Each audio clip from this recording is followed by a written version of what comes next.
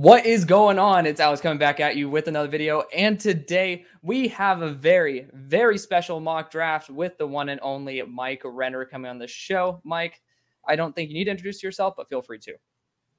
I'm Mike Renner. Yes. NFL draft analyst at large. I'm part of the Locked On Podcast Network too. So but I've been doing this been in football for a decade now. So yeah.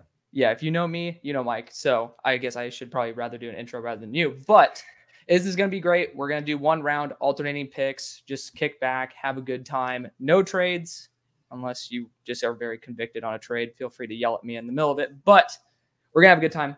Let's have some fun. We got to meet in Mobile, so I'm sure that I'm just going to randomly bring up some fun battle stories while we're in the middle of this. But it's going to be great.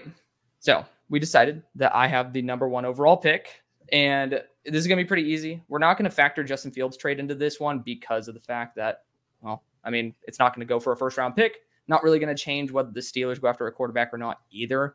So I'm going to go Caleb Williams, and I'll just leave it at that. Great talent, affordable contract. Dude has elite playmaking ability. Is he a CEO on the field? Maybe not. But the ultimate fact is that he's a great football player, and I don't think the people in the NFL view him as much of a crybaby as maybe some of the media and some of the fans. Yeah, I think for the Bears situation, you take the biggest swing for the fences, and that's Caleb Williams, right? I do think they're in a spot where they could turn things around quickly should that happen. But I also think he's the type of quarterback that probably could use a little seasoning. I don't know if he's going to be year one CJ Stroud. I don't know if a year one CJ Stroud exists in this class. There obviously he was a unicorn in that regard anyway. CJ Strouds don't exist in every class. So even though it's a great quarterback class, and even though it's a great quarterback class, #2 guy in this, I'm going to go Drake May, who I think is right up there neck and neck with Caleb Williams as a prospect. Different strengths and weaknesses profile for sure, but I think also has a relatively high ceiling. Like he has the tools and the ability to reach top 5, top 3 in the NFL. Like he has that in him. You see that on his tape from time to time. If you're the Washington Commanders, I would worry about Jaden Daniels behind that offensive line year one. I would worry about anyone behind that offensive line, but especially Daniels because he's one of the skinniest quarterbacks in this class. He holds onto the ball longer and takes more sacks per pressure over the course of his career than any of the other quarterbacks in this class. And so that's just a worrisome sort of combination. So another team that, I'll take the bigger swing for the fences, and I think May is a bigger swing for the fences. I respect that. So I am a little bit curious. I am of the notion, since you and I were both Sam Howell guys, I remember you're a big supporter of Sam. And when I look at the Commanders, they lack offensive tackles. They lack edge rushers. Those are essentially 4 of the highest wins above replacement positions, the most valuable positions. In my personal opinion, I don't think that they're a quarterback away. Now, I know that your thought on Drake May is that he has the ceiling swing for the fences. For maybe someone, I mean, you heard what Merrill Hodge said, or I don't know if it's first name Merrill, but Hodge, he ended up talking about him as like an early day 2. I'm not there with that. But like for a team that does lack that protection and pass rush, do you think that it is possible that they do move out of that spot? What's your outlook on potentially Sam Howell being the Commanders quarterback if they end up building around him with offensive line and edge rushers? So I was a Sam Howell guy compared to that quarterback class. If Sam Howell was in this quarterback class, I would objectively not be a Sam Howell guy, right? So it was like in that class, if you really just needed one, I thought he was the best one in that class. Yeah. It's relative, though. I also thought that was the worst quarterback class I've seen since I started doing NFL draft. So this is true. Yeah, I do think that, especially at the quarterback position, the incremental change at that position is worth so much more than any one other position on the football field that you take that chance. That's fair. That's fair. So yeah, you look at the ceiling for Drake May, you might as well take the chance and then try to build around that, which I fully respect. For the Patriots, it's a similar mindset. You can go quarterback here, but this is also a team that I don't fully trust the tackles in the long run. And with a slender frame like Jaden and apparently his risk avoidance, some bullshit. This guy ends up taking hits all the time. So his scrawny frame mixed with his attraction for big hits makes me a little bit concerned with him to the Patriots specifically. I'm actually going to go Marvin Harrison Jr. This is a position that this team has yet to truly master drafting down the board, a true #1. So I want to be able to take the guessing work out of it, get an amazing player, and just get a guy that's going to be a gold jacket dude. Oh, you really hung me out to dry here with the Cardinals, I know. because that's who they need for that offense, in my opinion. And now I have it like a 1A, 1B with Harrison and Neighbors on my board. But I think for the Cardinals especially, I want Harrison. I think that's, since they lost DeAndre Hopkins, Kyler's not looked the same, right? I mean, it was midway through that 2021, I believe, season. Like, people were talking about him as an MVP. It was a lot because he had that guy on the outside that he could throw a lot of those go balls to. And Harrison's much more the go ball guy than Neighbors is. That being said, and even Odunze is much more of a go ball guy than Neighbors is. That being said, I'm still not gonna go Odunze over Neighbors. I think Neighbors is a clear tier above him as a prospect, just in my opinion. So I'm going to go Malik Neighbors for the Arizona Cardinals here. I respect that. So actually, this is something that came up with my receiver rankings. There were so many different roles that I expected for receivers to play that, rather than just ranking them 1 through 16, I just actually devoted them to unique tiers. Still did it 1 through 16, but like, I had a bona fide tier 1, which is Harrison Neighbors, where I think day 1, they're going to come in and be a wide receiver 1 on a team. Versus then that tier 2 is a wide receiver 2 day 1, but they have the flexibility and the ceiling to eventually develop into a wide receiver 1, like Malik, or like Romo Dunze. So I totally agree. But this receiver class, I do think, has that clear cut tier 1. Now, I've heard from Daniel Jeremiah that this pick is for sale, but I don't think that there's someone who's valuable enough for me to have a team trade up for it. So said no trades. We're going to stick to it. I'm going to pull a big curveball here. I love Rashawn Slater. I'm like PTSD as hell from Evan Neal as someone who I loved transitioning from left tackle to right tackle. And there's one right tackle in this class that I have genuine faith in. I loved him coming into the year after watching him be able to stand up to Tuli Tuipulotu. That name is Tali Fawaga. And it's a big, big risk taking him here at 5, but I think in the actual draft, they're going to trade down in hopes to drafting him still in the top 10. Ooh, quite the pick. I do think this position could be, or this pick could be for sale. Yeah. Because they want that right tackle, right? And because there's so many in this class where it's like, is the difference between Fuaga, Latham, Guyton, Mims, is it that big? Is it worth, like you said, you're drafting 1 at number 5 when you can get one of those guys maybe down to pick like 16, 17. In my opinion, it's not that huge. I think if you feel super confident in these rankings, I just think you're you're reading a little too much into it. I wouldn't be that confident. I think they're all darn good prospects. So, agree with that though, that I do think they ultimately could be going tackle, just because Jim Harbaugh's, he's always built through the trenches no matter where he's been. So true. That leaves me though at number 6, the New York Giants. I'm going to go Jaden Daniels here. Ooh. I think this is, you're in a position, Joe Shane there, GM, to get a guy who, weaker quarterback classes could have gone number 1 overall, could go top 3 in this class. If he does slide down to number 6, and realistically, I'm not sure that happens in real life. I think it'll have to be a trade with some people competing to get up there to get him.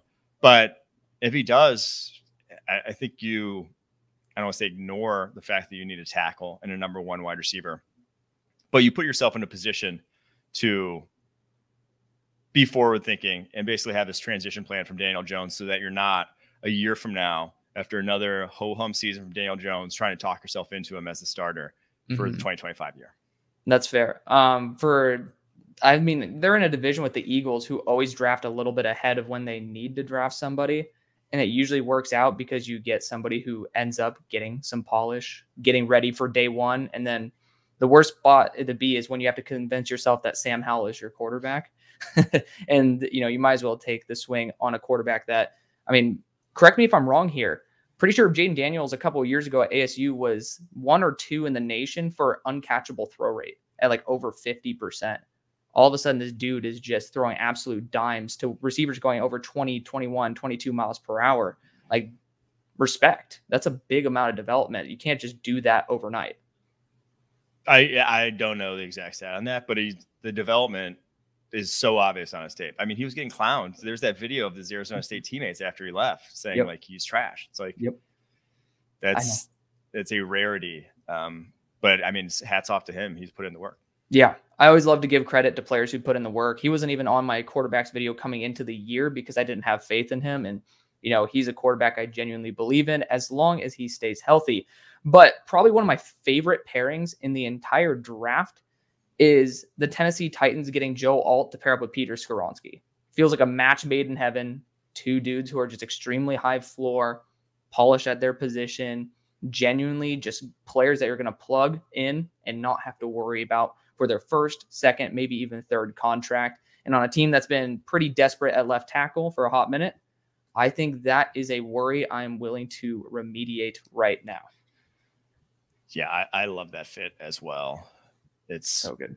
You basically Will Levis blindsided, which I think he needs the blindside protection because he's awful at sensing it. Like he is bad at seeing it. That's why, you know, the offense had so many struggles behind that offensive line at times. It wasn't because like he feels frontside pressure well, but when it's blindside, he is pretty oblivious, unfortunately. So I do like them going left tackle. They're in a great spot in this draft. That leaves me at number 8 with actually a board I kind of like because I didn't expect this guy to fall here, but I'm going to go Rome Odunze for the Atlanta Falcons. I know they need a quarterback, hoping that honestly Kirk Cousins I think is the best fit. If you're talking about who to plug in that offense with, Zach Robinson bringing over probably a lot of what Sean McVay did from Los Angeles to Atlanta. I think that's your best option. Now, will they be able to get him? Who knows? But even if not, they still need a second wide receiver. They have no one else besides Drake London right now. And that's an offense that puts out 3 wide a lot, more often than not. So that's a scary one too. If you have Rome Odunze and Drake London, that's going to create a lot of mismatches. Oh yeah. I love that to death. I mean, under the situation that they technically could bring in Justin Fields as well, since he's rumored there, you can bring Darnell Mooney, who apparently is really tight with Justin Fields, and then Rome Odunze, Drake London, Darnell Mooney, Kyle Pitts, kind of sold on that. Nice. Yeah. But at pick number 9, speaking of the Bears, you took away one of my favorite options for them in Rome Odunze, but I have to admit, I have taken Rome to the Falcons as well. Now, I think the best return on investment for the Bears is just continuing to plug into that defense, just get the best players available. And when you have somebody like Dallas Turner on the board, who I still think he needs like a bigger brother, a mentor, and I think Montez Sweat is great for that. This guy just has unbelievable athleticism. He needs to add a little more weight to his frame, but he plays so much larger and with so much more emphasis and power than I ever expected from someone who is listed at 242 pounds. Also, he covers like pretty much as well as any linebacker in this class. I wish that he were 260. But at the same time, when you can play larger than you are, I'm willing to kind of go against the gut instinct. And I love his length usage. The dude just needs a little bit more in terms of coaching and mentorship to be a little bit more refined. Yeah, I think the Bears I don't think we'll see offense go until the Bears are on the clock, truthfully. I don't think we'll see defense go until the Bears are on the clock. I think that's probably the first. And so they'll probably have their pick of the defensive top prospects in this class. Yep. All right. The Jets, man, I am actually, I have to go. I have to go this way. I'm super high on him. I'm going to have to go Olu Fashanu. I was thinking about adding Byron Murphy to this defensive line, Texas DT, because if you put him along that defensive front with Quinnen Williams, with the rest of the talent they have there, you're just like, you're dominant you're dominant obviously right now, but you're dominant for the next 5 years plus. Like it gives you such prosperity on that front, but you have to go Olu Fashanu here. Yeah. You're so desperate for pass protection. To me, I think I think there's a good chance 3 years from now, he's the best pass protecting tackle in this class. And that's basically how you judge tackles 3 or 4 years out. You don't really care if you got the best run blocker, if he's given up 40 pressures a season, right? You want the guy you can leave on an island. And to me, he's the best in that regard. So yeah, I'm going to go Olu. I like that. I mean, at pick 10 as well, it's not like you're in the top 5, top 3. Like you are getting a really solid value on a very young player who has made strides over his career. He is still very new to football. But I love that you bring up Byron Murphy because of the fact that, the Jets did try to pursue Fletcher Cox not too long ago to pair him up with Quinnen. And this would be the younger, more explosive, in my opinion, better version of that. So very intriguing. I haven't even thought of that. But pick number 11, Minnesota. I don't trust the quarterbacks here. JJ is the more likely option in reality because people believe in the tools. And correct me if you think I'm wrong, but I believe that Jordan Love's development sets a precedent for taking quarterbacks with the tools, potentially saving him a year. But I think since Jordan Love has worked out after coming off a pretty mediocre final season there at Utah, people believe in the tools. Do you think so? I think you're going to see him go highly because of just the way that high-end tools guys have developed in recent years. Yeah. Fair. So I'm going to take a page out of realism here rather than what I would necessarily go with myself. And I'm going to go JJ McCarthy because I think that it is the correct move when you do factor in everything. Because this team, if we are assuming that Kirk Cousins does go to Atlanta, which I think he should on the record, this team's going to need something. Mm-hmm. And JJ will most likely be pretty high up their board. I was going to take him with the Saints when I was on the clock at number 14, just because I don't think they have a path to quarterback otherwise. Fair. They're not going to be bad next year. As much as Derek Carr is not the savior for New Orleans, he's also not bad enough to get you drafted in the top 5. And it's a good roster too. So that leaves me with the guy I was going to draft, though, with the Denver Broncos. And I've drafted pretty much every mock draft, and I'll continue to do so. It's Bo Nix, the Oregon quarterback. I heard Kurt Warner raving about his processing on Twitter. I've seen numerous people talk about how well he processes. And that's been my take ever since watching all his film this past year, is that he gets through his reads efficiently on time. Is he as aggressive down the football field as others? No. Is he as gifted from the pocket in terms of his pocket presence as a JJ McCarthy? No. But he's a high-end athlete. He's got a plus arm, and he's improved every single year of his career. I don't think that can be understated. It's not Daniel saw a massive leap this past year, but that also coincided with an insane amount of talent at the receiver position that he had developed. Bo Nix never had that. He had a good offensive line for sure, but he didn't have an all-world receiving core. And all he did was every single year improve on a lot of the weaknesses. And I think I'll buy into that guy continuing to do so at the next level, which is what it takes, which is what a lot of quarterback development is a personal thing, not necessarily a team thing. So pairing him with Sean Payton, I just think is good fit. Yeah, that's fair. So I've said that 6 times. I know someone's going to comment that have a shot game, take a shot every time I say that's fair in this video. But context aside, I'm curious, where do you have Bo Nix? If you're just grading him without context of where teams need him, where do you feel genuinely comfortable with his overall grade? Is he a first for you? Is he a fringe second? He's first rounder. Yeah. I would take him as high as 6 for the Giants if I really want it. If the rest of the quarterbacks are off the board, if those 3 are off the board in front of him, I'd take Bo Nix. See, I thought I was high on Bo. I did not know that there was this so much positive Bo Nix energy out there. So I just don't think there's a lot of negatives on his tape to point to. I don't know if there's a lot of high end either, but it's also if there's a lot of bad, I didn't see it this past year. Fair. Oh, I did it again. Son of a biscuit, dude. Here we go. We're getting people hammered. I just say a lot of fair things. I do. Everything I say is fair. You do. So actually, first rep that I saw him at the Senior Bowl, I didn't even realize it was him. I was like, this quarterback with a black helmet on. He just, for some reason, absolutely shanked a pass while he was scrambling out right. And I was like, who is this dumbass? And instantly I was like, oh no, don't tell me it's Bo.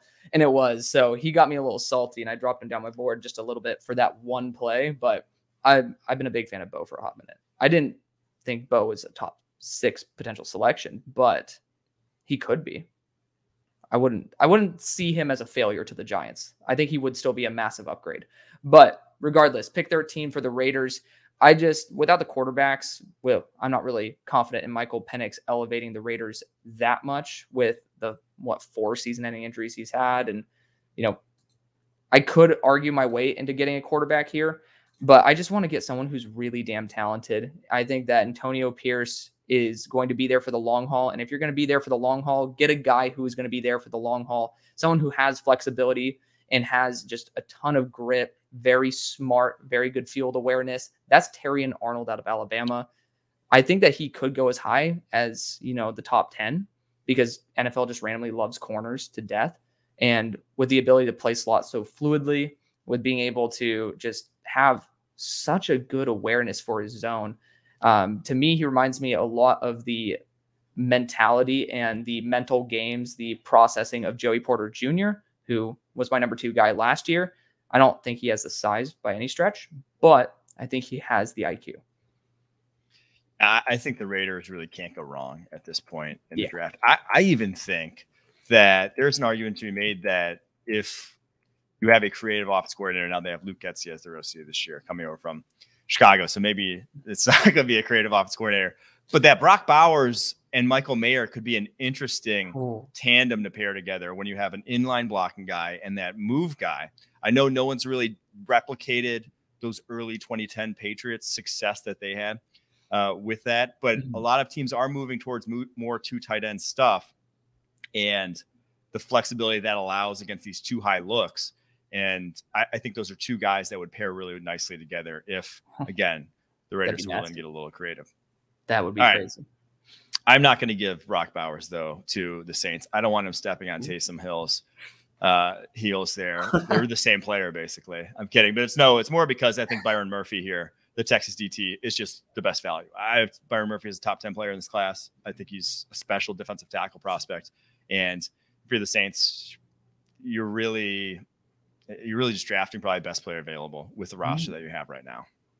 I have Byron at number 11 on my board, so I cannot complain. I have somebody who you're probably going to think is egregiously high, but we'll talk about him when he's selected. I'd rather not take the podium off Byron, but 20 years old at the moment. The dude's just an absolute freak. What if you were to say he has any shades of a particular player or a couple players, what would you say?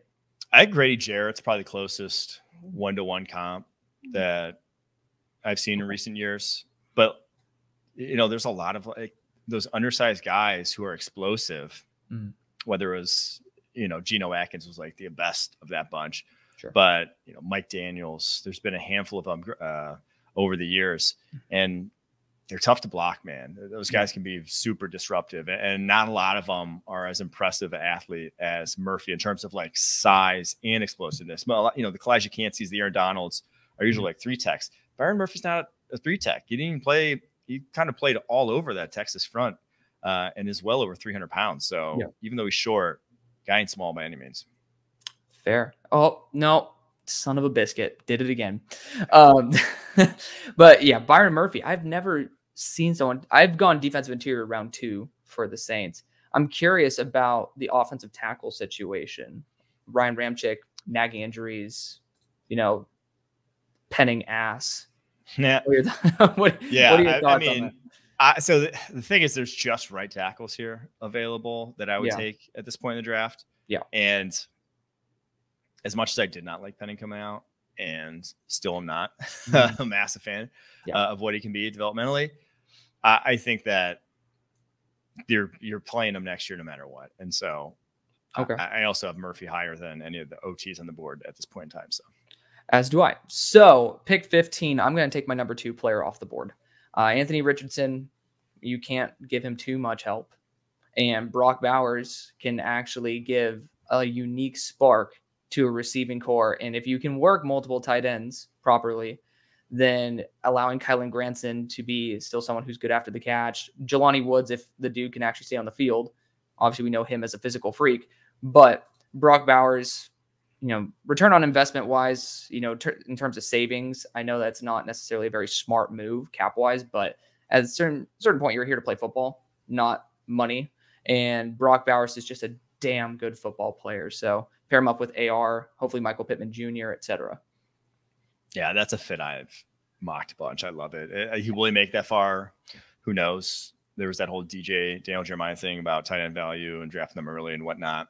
Yep. But I do think, just because a lot of tight ends have busted prior, I think Bowers is a little different animal Yeah. If you watch his tape at Georgia, it doesn't look like your run of the mill first round tight end from last. It looks more like a wide receiver that you draft in the first round. And that's like kind of the prerequisite, in my opinion, for taking a tight end that highly.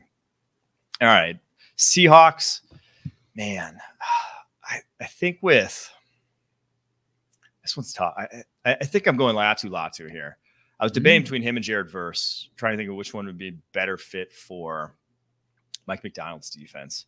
But I just believe in Latu's pass rushing potential.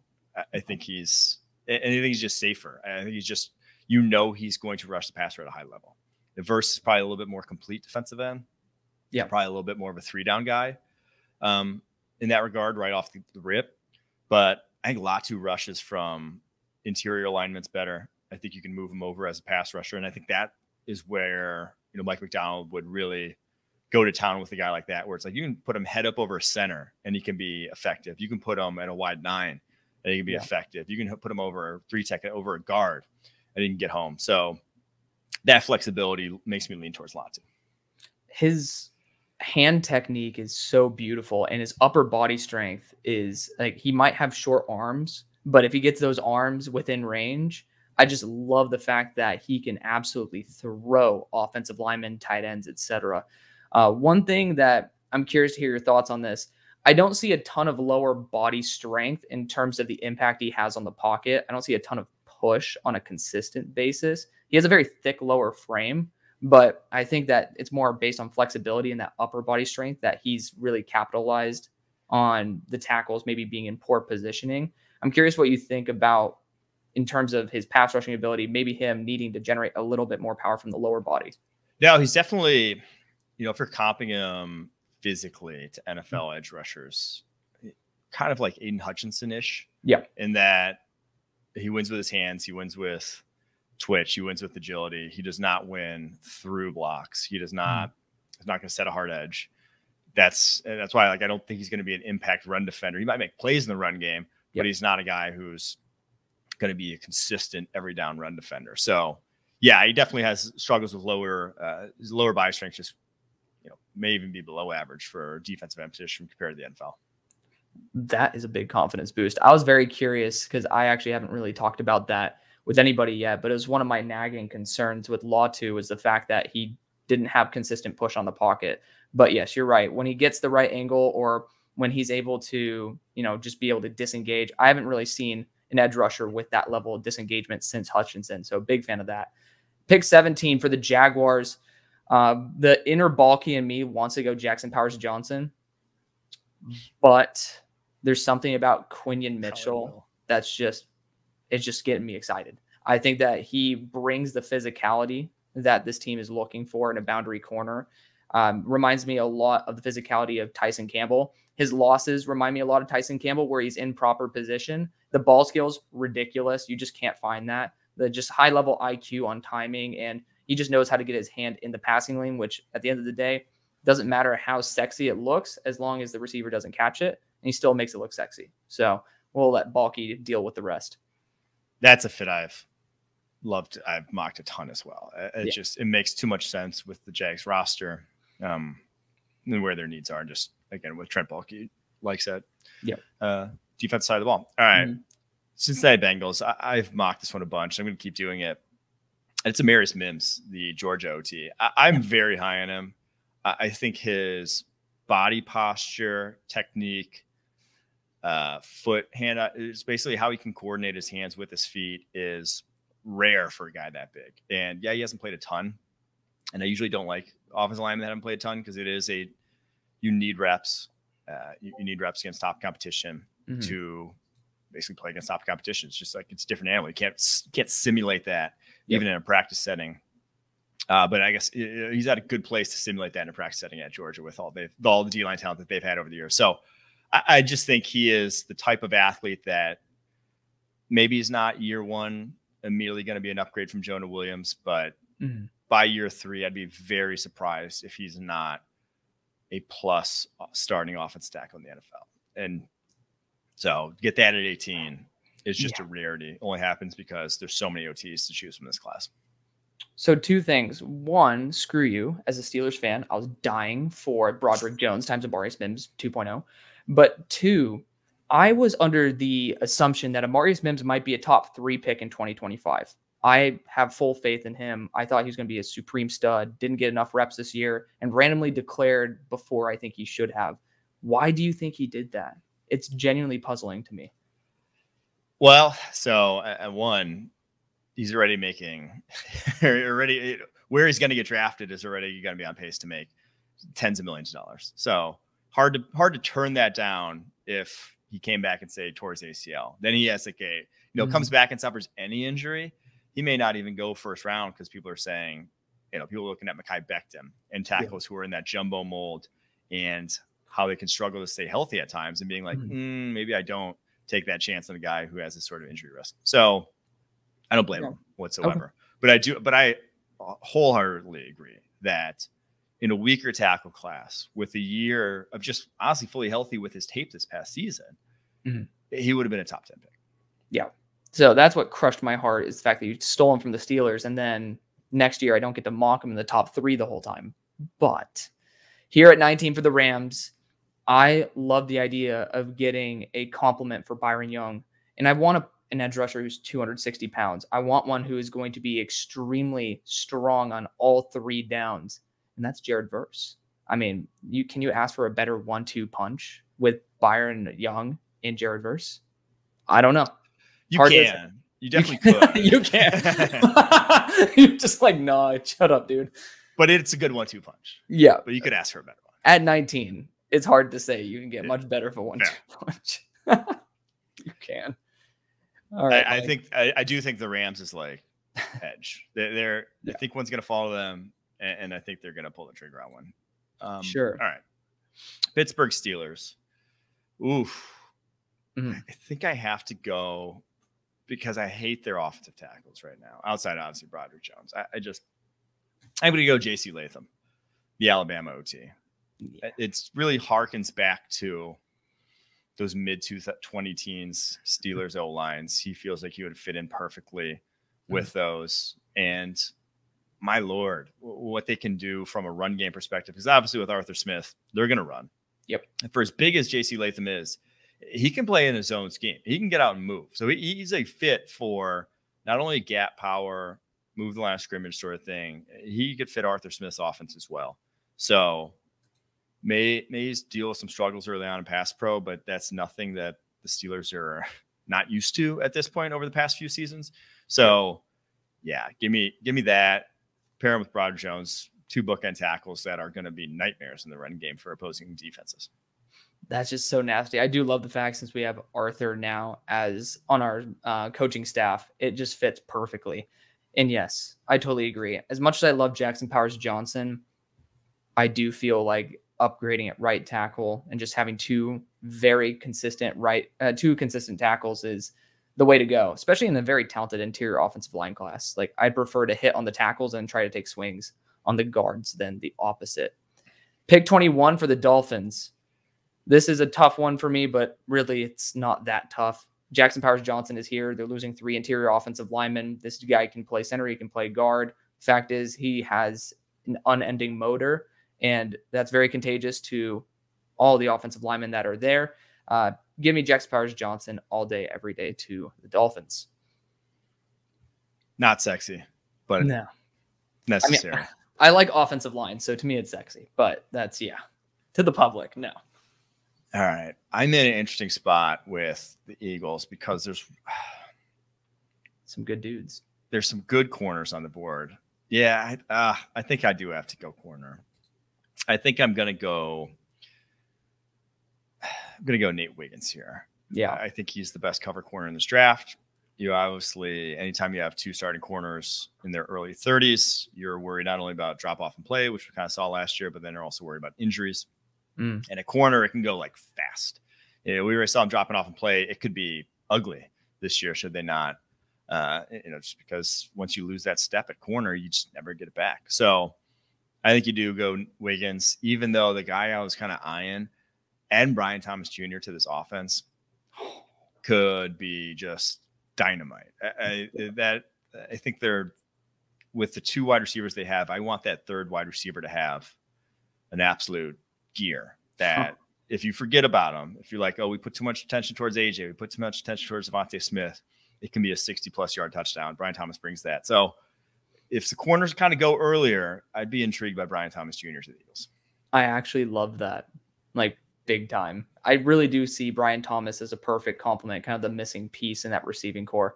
Yeah. But pick 23 for the Houston Texans, a lot of very valid options where you can go pretty much a plethora of picks. But for me, my heart is set on giving Jerzon Newton as much of a platform as possible. I don't know if you know anything about why he's been slipping out of first-round mocks, being an elite block shedder. I know he's undersized, but this guy's extremely smart.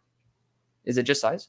Size. Yeah, they just a lot of schemes don't like DTs that can't move up and down the line. And he's just at 290. He's not particularly strong. He's not hold up to double teams guy. He's not one-on-one reset the line of scrimmage guy. He's like get upfield, penetrate. Yeah. And so for a lot of schemes, they're just not going to covet that skill set as much. That's fair. I feel like D'Amico appreciates unique talents and especially the block shedding type a little bit more, especially since you can't really, I mean, this team doesn't really have much to replace in terms of value of Jerzon Newton. There's not much that's there already that I would really trust. So I think I'd be willing to flex a little bit on the size and the role in order to get the upside of Jerzon Newton. All right.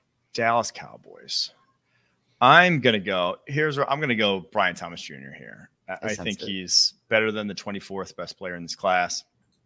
I think he's truthfully like closer to the tier 1 than probably this next tier, the tier of Rome Odunze, let's say, than the tier of this next group of guys who are going to come off the board towards the back of the first, top of the second. So, and for the Dallas Cowboys, yeah, you have Brandon Cooks, who obviously has that speed element to it, but I think Thomas can not only do that, but he can do it on the outside, right? Brandon Cooks is not an outside type of wide receiver at this point in his career. Brian Thomas definitely is at 6'4", over 200 pounds. Yeah. No, I mean, also Cooks is not going to be there probably for a multiple. He's not a long-term option. Yeah. This is your long-term option. And especially with the Eagles ending up getting a corner as well, you don't want to see the defense of your rival continue to increase in firepower when you stay pretty stagnant. So I love that for him. Pick 25 for the Green Bay Packers. I know this is your team. You drafted for mine. I draft for yours. I'm just going to go Cooper DeJean, dude. I mean, why not get an absolute alpha? He can play corner if you really want him to. I honestly think he could be a top 5 safety in the NFL. So you can find a role for him regardless of where it's going to be in the slot, on the boundary, or just as a pure safety. And I think that Green Bay should be open to all those possibilities and actually reframe how they're going to draft down the board based on the best available defensive back, and then see where Cooper can line up after all those. Yeah, I that one, if you gun to my head right now, I have to say who I think the pick actually will be in real life. I think he's the most likely. Yeah. Then probably after him, either like Troy Fautanu or Graham Barton, like one of the O linemen that's on the board. But that to me is probably where I'd see them ending up. All right, Tampa Bay Bucks. Oof, where do I want to go here?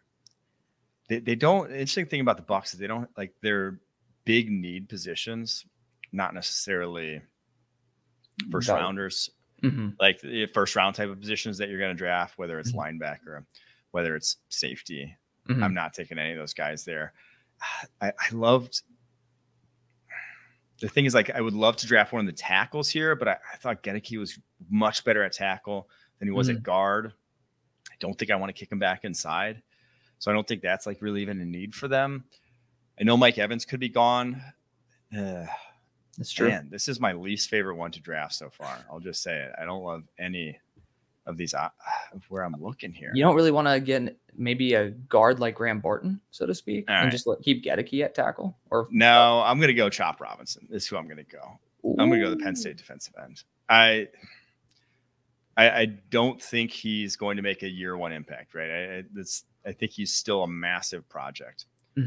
But I think for Todd Bowles' defense that blitzes, stunts their edges, needs that speed threat off the edge. He's the best speed threat in this class, man. The guy's an absolute unbelievable athlete. So that's where I'm going. Nice. So, yeah, I mean, it kind of reminds me a little bit of when they drafted Joe Tryon Shoyinka. We all kind of knew that the potential is really what you're betting on a little bit more than the day one impact. And to be fair, I don't know if anybody trusts the Bucks to have a rebound year that is as successful as it was this year. Pick 27 for the Cardinals via Houston. I ended up going after Malik Neighbors earlier in the draft. Now, I'm debating going after Troy Fautanu here, testing him to see if he can be a true left tackle, but also potentially getting just a baller at interior offensive line if the length doesn't match up. But I also just really want to show some respect to the defense. And this is the guy I was going to talk about earlier, Ennis Rakestraw Jr. I don't know how you feel about him, but I've never seen such a fluid corner.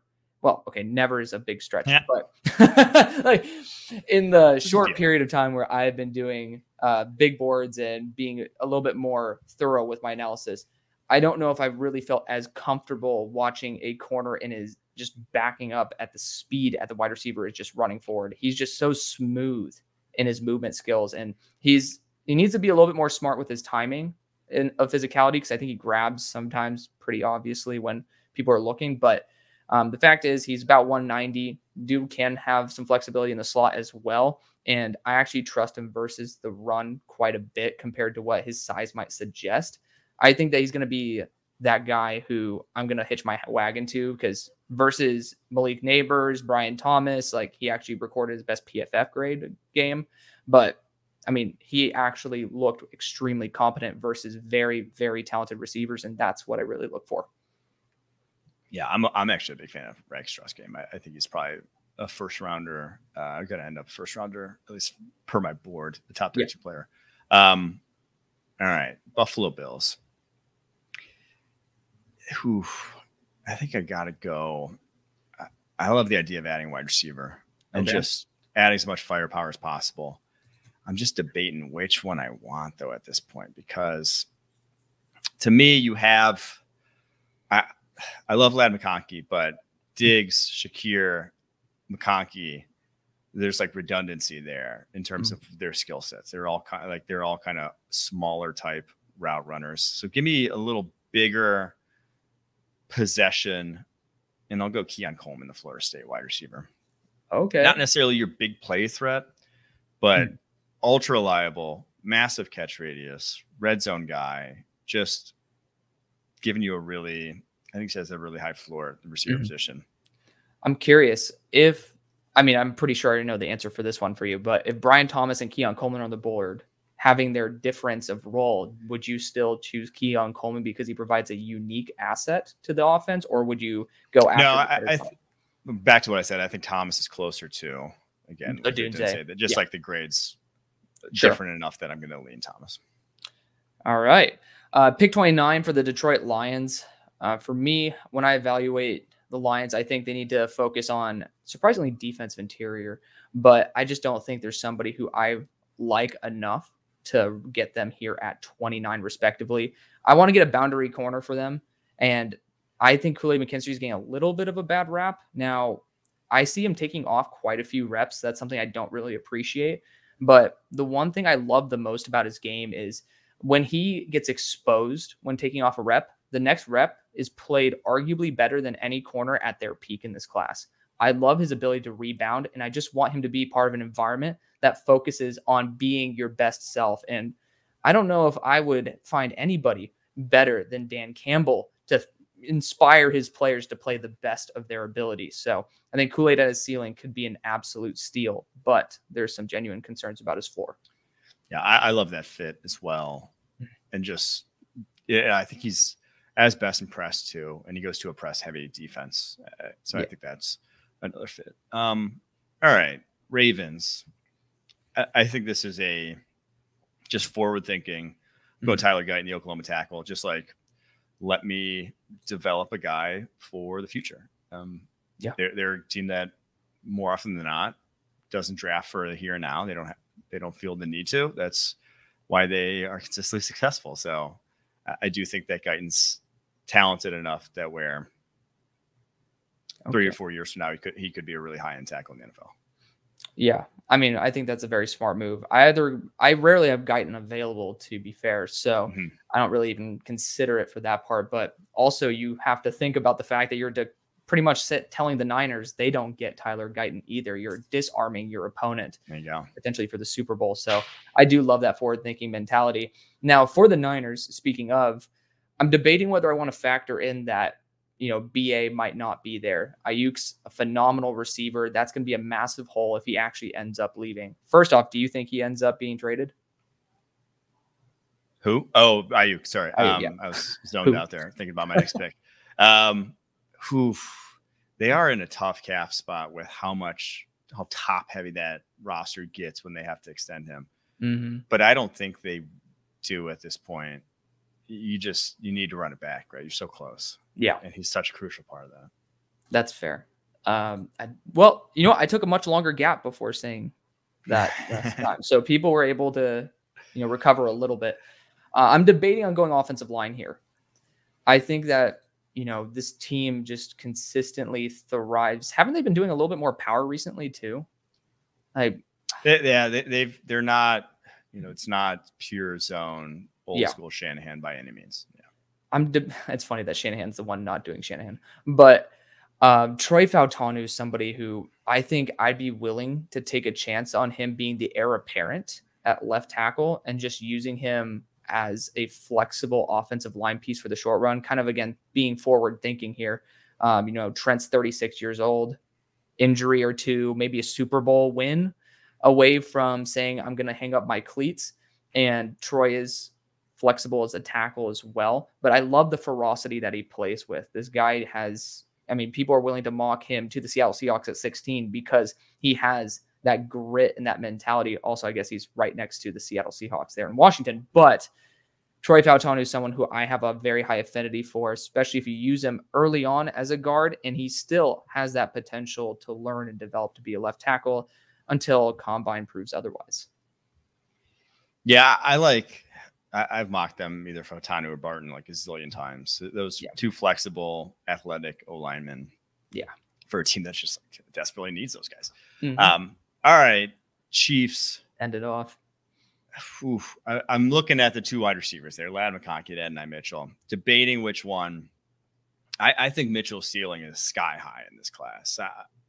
I see an unbelievably gifted athlete in the way he moves, so smooth. Just a guy who honestly looks like he belongs in a basketball court, and that's it's a good thing at the wide receiver position. But also, it does a lot of the same things Rashee Rice does, right? That was what I saw. Rashee Rice kind of was just very similar. Now, maybe a little shorter than Mitchell, but that definitely those fluid athletes. But I don't think it's the worst thing in the world to have two of them. Yeah. And with Patrick Mahomes, with where he can put the ball, on receivers leverage consistently, I think I'm going to lean towards the guy with a little bigger catch radius, the guy with a little more go up and get it. And so I'm going to lean Adonai Mitchell for Kansas City Chiefs instead of Ladd McConkey. That was a tough one, though. That was a good debate to have if you're a GM of the Kansas City Chiefs. It's a good problem to have. I love AD Mitchell so much. When it comes to Rashee Rice, I also expect Raw to be a little bit more of the after catch threat rather than having to do it all. And he's going to be great either way. But I think I like the fact that AD would essentially create his own role that takes a little bit away from what Rashee has to do so that they can focus on, rather than MVS having his own shit, AD as well as Raw can have extremely complementary roles and, at least not have to have such an expansive offense based on one player. So love that for him. AD Mitchell. The footwork, the intricacy of his route running is unbelievable. It really is. And, being able to go up and get it, this guy floats in the air, just like you said, basketball team mentality. I love that idea. So that's going to be the mock draft. Thank you again for coming on, Mike. This is absolutely ridiculous, but you know what? This is a reason why people should go to the Senior Bowl as well, because you actually get to hang out and be able to meet the person behind the camera. So really do appreciate you coming on. Feel free to say goodbye. For sure, big dog, dude. It was fun. Always enjoy doing a mock draft. Wish we didn't use the PFF mock draft simulator. Bringing back bad memories here. No, I'm kidding. They have the best mock draft sim by far. Actually, I was telling, I try to make it, I know it's like behind a paywall now. I try to make it free for everybody. Try to let everyone know, but I think you have to subscribe now to get more than a first round mock, but but it is the best mock dress in, but dude, it was fun. Yeah. All right. Well, thank you guys for watching. Thank you again, Mike, for coming on, and we'll see you later. Love y'all. See you later. Peace. Said it twice.